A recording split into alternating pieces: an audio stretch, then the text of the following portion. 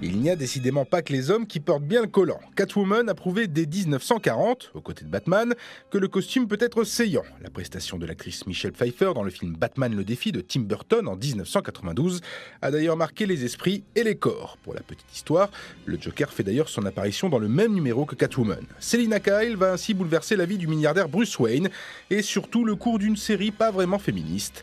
Xavier Fournier, rédacteur en chef du magazine Comic Box. Catwoman a quelque chose d'assez intéressant parce qu'elle commence dans la série Batman à une époque où cette série-là était à peu près aussi féminisée que Tintin. C'est-à-dire qu'il n'y avait pas vraiment de femmes. Quand on voit la vie de Batman et de Bruce Wayne, on a le sympathique commissaire Gordon, on a un serviteur qui s'appelle Alfred, on a le jeune Robin qui est le fils adoptif en quelque sorte.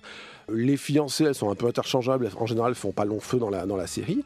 Et on a Catwoman, qui au début est pas du tout une ennemie très populaire. Je crois que dans la première décennie de parution de Batman, elle a dû apparaître une dizaine de fois et pas toujours dans des rôles majeurs. Donc c'est pas forcément quelque chose qu'on revendiquait. Et puis, il s'est trouvé quelque chose d'assez intéressant, c'est que le Bill Finger, qui est le co-créateur de Batman, a décidé d'en faire quelqu'un qui troublait Batman.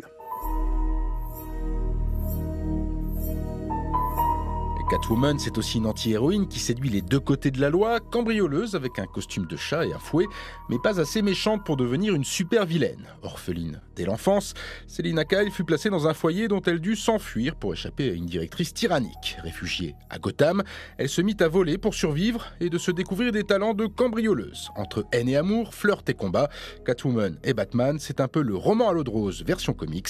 Jean-Mathieu Pernin, chroniqueur à France Info et passionné de comics. Elle, ce qu'elle est, en fait, tout simplement, c'est une cambrioleuse. Elle n'est pas plus méchante que ça.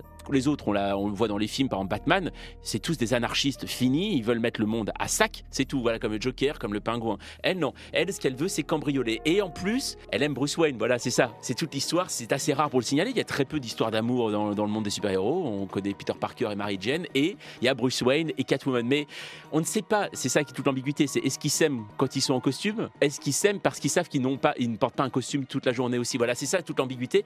Et Catwoman, forcément, elle attire le fantasme, elle attise le fantasme, et toutes les comédiennes qui l'ont interprétée ont joué avec ça. Récemment d'ailleurs, Catwoman fut sauvée in extremis par Batman, qui lui avoua ses sentiments. Catwoman qui est devenue un symbole de la femme fatale moderne, une allure entachée par le très mauvais film qui porte son nom en 2004. Hormis cet échec, élégance, indépendance, beauté et ambivalence, elle est toujours la part d'ombre de l'univers Batman au féminin.